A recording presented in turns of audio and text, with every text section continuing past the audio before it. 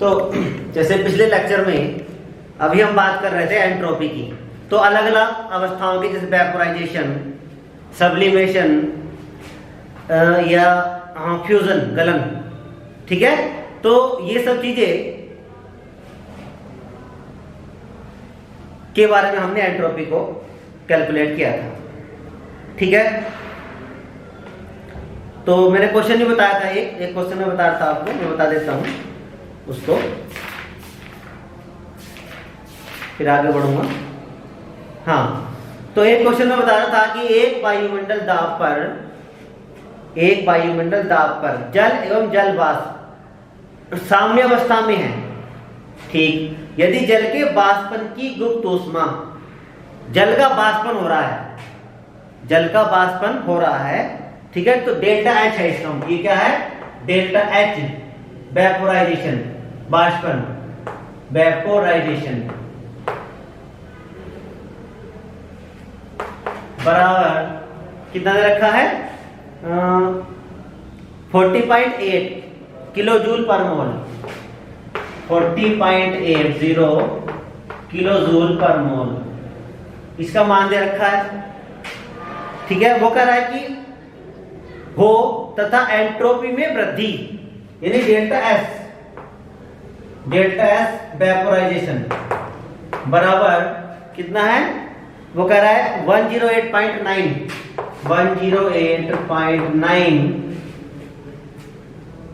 Joule पर kelvin पर मोल, joule पर केल्विन पर मोल। तो यो है किलो जूल में, तो इसका मतलब उसको हमें चेंज करना पड़ेगा, उसको चेंज कर लेंगे और ये हो जाएगा 40.80 इंटू 10⁻³ जूल पर मोल, ये हो गया, ठीक है। वो कह रहा है कि तो साम्य अवस्था का तापक्रम ज्ञात करो, साम्य अवस्था का तापक्रम ज्ञात करो। तो सूत्र बनता है डेल्टा एस वेपोराइजेशन बराबर डेल्टा एच वेपोराइजेशन बटे टी, ये वाला सूत्र बनता है। तो टी बराबर डेल्टा एच बी पी बटे डेल्टा एस बी पी बराबर कितना है, 40.80 इंटू 10⁻³ और डिवाइडेड बाई 108.9, ठीक है। तो 40.80 इंटू 10⁻³ और डिवाइडेड बाई 108.9, तो ये वैल्यू निकल के हमारी आ गई है। वो केल्विन में ही था, जूल पर केल्विन पर मोल में ही था, ठीक है ना। तो इसकी जो वैल्यू निकल के आई वो 374.65 केल्विन आंसर है, ये इसका प्रॉब्लम हो, ठीक है, ठीक।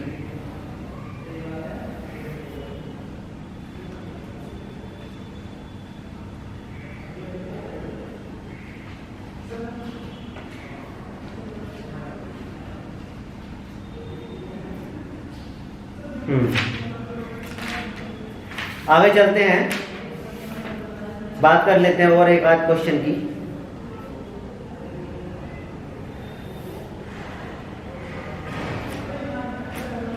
हाँ, एक क्वेश्चन और है, ये समझ में आ गया होगा।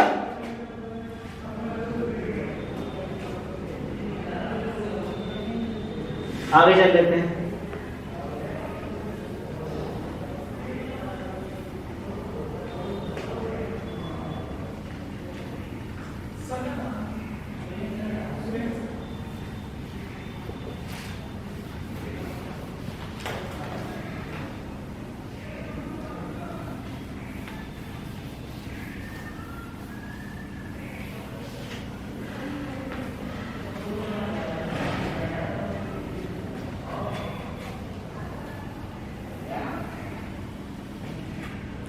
क्वेश्चन है, यदि 100 डिग्री सेंटीग्रेड पर जल के लिए कितना, 100 डिग्री सेंटीग्रेड, टी बराबर मान लो T बराबर जल के लिए वाष्पन एंथैल्पी, जल के लिए वाष्पन एंथैल्पी यानी डेल्टा एच वीपी बराबर वाष्पन वेपोराइजेशन एंथैल्पी का मान 40.8 किलो जूल पर मोल है। सही है, ठीक है। डेल्टा एच वीपी है ये वेपोराइजेशन, ठीक। तो एंट्रोपी परिवर्तन निकालना है, एंट्रोपी परिवर्तन। अभी मैंने सूत्र निकाला, अभी मैंने आपको सूत्र जो है वो मैंने बताया था, ठीक है। किलो जूल पर मोल है तो कोई दिक्कत नहीं है। एक काम कर लो, इसको जूल में कन्वर्ट कर लो, बराबर 40.8 इंटू 10⁻³ जूल पर मोल, ये कंडीशन है, ठीक। तो बस डेल्टा एस वेपोराइजेशन निकाल दो, डेल्टा एच वेपोराइजेशन या बीपी बटे टी, तो ये हो गया 40.8 इंटू 10⁻³ और डिवाइडेड बाई 100, ठीक है। तो 100 ये हो गया 408,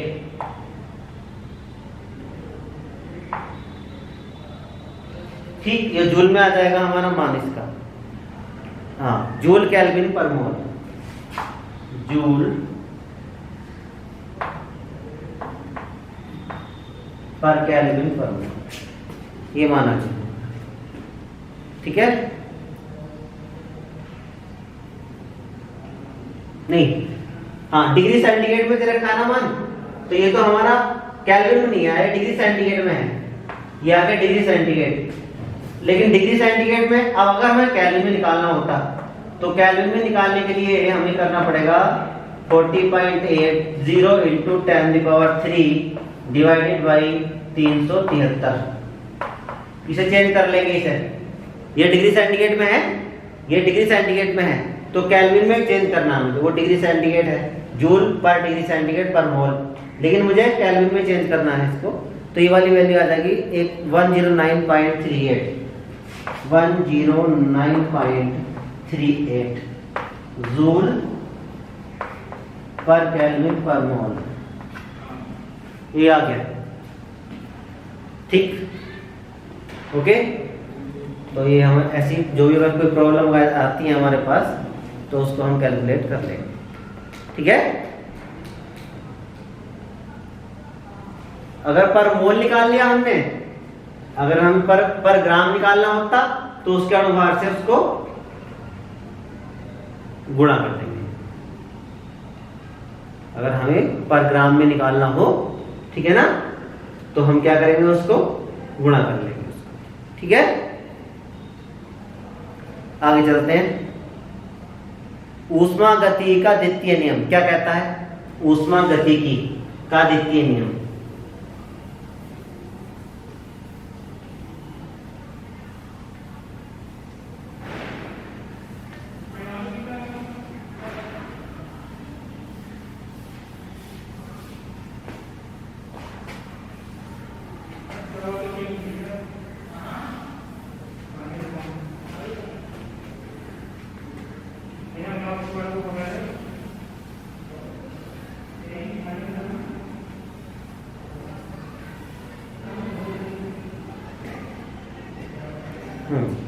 क्या है?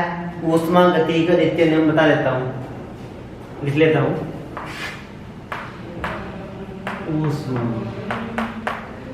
गतिकी का द्वितीय नियम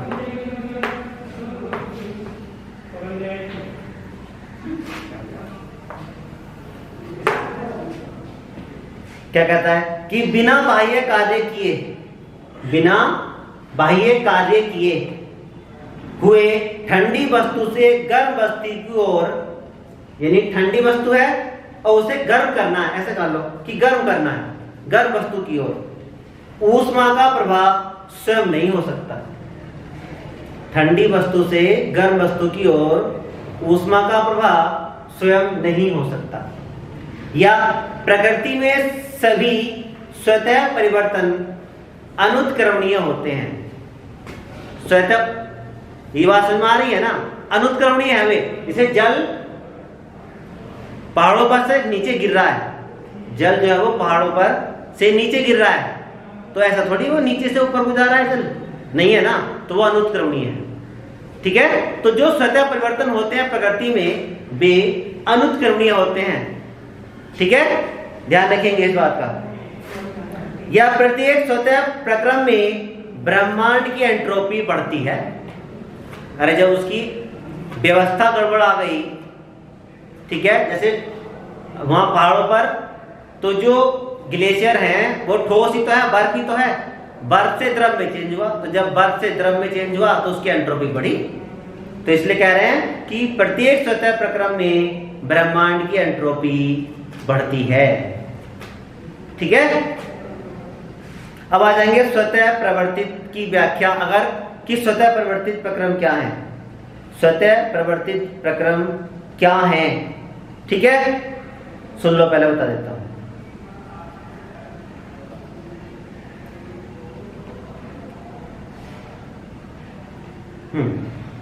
किसी उष्मागतिक प्रक्रम की स्वतः होने की प्रवृत्ति को स्वतः प्रवर्तिता कहते हैं। अपना जो स्वतः हो रहा हो, जो स्वतः हो रहा है, ठीक है, उसको हम क्या कहेंगे? स्पॉन्टेनियस कहेंगे उसको हम बोलेंगे स्पॉन्टेनियस। ठीक है, स्वतः प्रक्रम बिना किसी बाह्य सहायता के हो जाते हैं, अपना आप ही होंगे, वो तो स्वतः ही है, ध्यान रखेंगे। ठीक, एंथैल्पी तथा स्वतः परिवर्तिता की एंथैल्पी और स्वतः प्रक्रम में क्या संबंध है? वे प्रक्रम जिनमें निकाय से संबंध पूर्ण ऊष्मा या एंथैल्पी घटती है, एंथैल्पी घटती है, स्वतः होने की प्रवृत्ति रखते हैं। अर्थात सभी ऊष्माक्षेपी प्रक्रम स्वतः हो जाते हैं। अरे जिसमें डेल्टा एच का मान ऋणात्मक हो, जिसमें डेल्टा एच का मान क्या हो? ऋणात्मक हो, यानी डेल्टा एच बराबर माइनस वीई। स्वतः परिवर्तन कब होगा? जब डेल्टा एच का मान ऋणात्मक होगा, अर्थात, और ऋणात्मक कब होगा? जब प्रक्रम ऊष्माक्षेपी होगा। क्या होगा? ऊष्माक्षेपी होगा। इसका कारण यह है कि ऊष्मा उत्सर्जित करने के पश्चात निकाय की ऊर्जा घट जाती है और यह अधिक स्थायी अवस्था प्राप्त कर लेता है।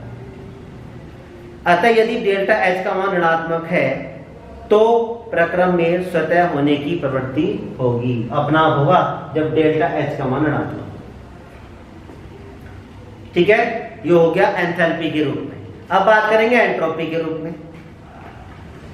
एंथैल्पी के आधार पर, तो इसी के आधार पर बता रहा हूं मैं कि एंथैल्पी के आधार पर बहुत से स्वतः परिवर्तित प्रक्रम की व्याख्या की जा सकती है, किंतु ऐसे बहुत से प्रक्रम संज्ञान में आए हैं जो ऊष्मा शोषी किंतु स्वतः परिवर्तित होते हैं। पहले कहा था हमने कि नहीं, जो ऊष्मा क्षेपी है वही होंगे, लेकिन ऐसा हो सकता है जैसे बर्फ का पिघलना ऊष्मा शोषी है, लवणों का ऊष्मा शोषी विलीनीकरण अपना हो रहा है, कोई चीज डाल दो तो खुल गई हो। ठीक है, इस प्रकार के प्रक्रम में स्वतः परिवर्तन की व्याख्या करने के लिए एंट्रोपी को आधार माना गया। क्या माना गया? एंट्रोपी को आधार माना गया। सही है। इनके अनुसार वे प्रक्रम जिनमें डेल्टा एस का मान धनात्मक हो, एंट्रोपी का मान धनात्मक हो, अर्थात जिनमें एंट्रोपी बढ़ती है, वे स्वतः परिवर्तित होते हैं, अर्थात डेल्टा एस बराबर प्लस वी। स्वतः प्रवर्तित प्रक्रम के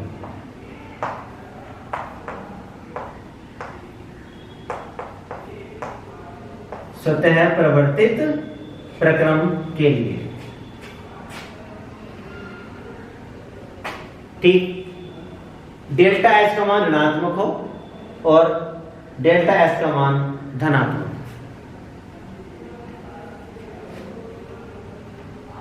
बात समझ में आ रही?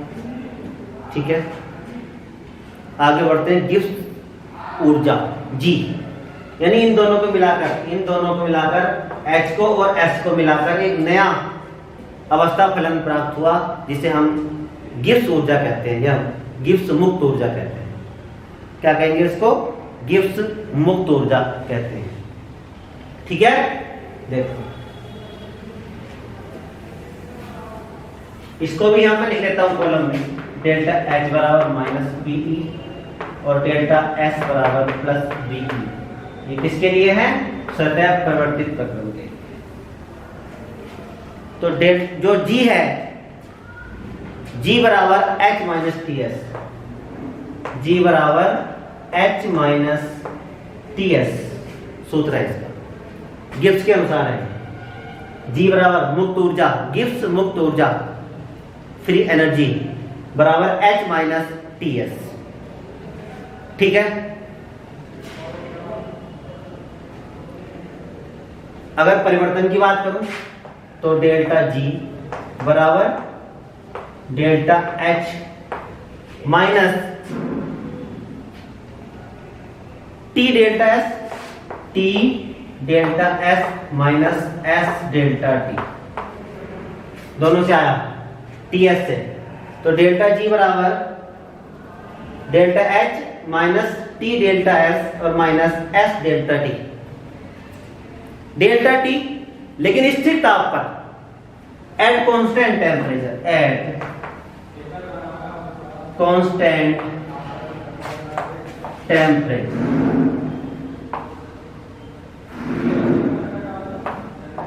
तो डेल्टा T बराबर क्या हो गया? 0। तो इसलिए डेल्टा G बराबर delta H minus T delta S। Free energy change क्या है? ये फ्री एनर्जी। सही है, ध्यान रखना। अब मैंने क्या बात, अब सुन लो पहले।